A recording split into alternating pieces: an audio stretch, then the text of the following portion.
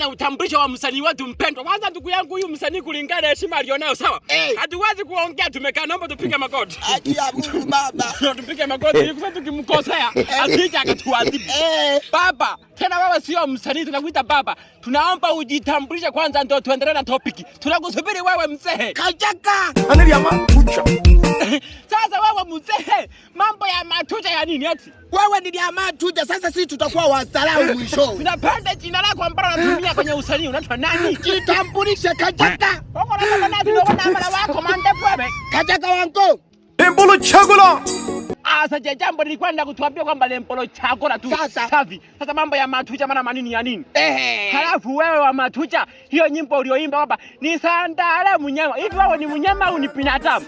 Kwa sababu mnyama anajulikana kama mnyama wa porini. Sasa wewe mnyama gani ana ndevu? Mnyama gani wewe unavuzuzu? Tolo bebe. Mnyama anafuga mnyama mara na ng'ombe, mara na madama ya nini yote haya wewe? Wewe tirika kwa mpato. Ako la sama na dinyante aba na malebe. Ola keme hanki.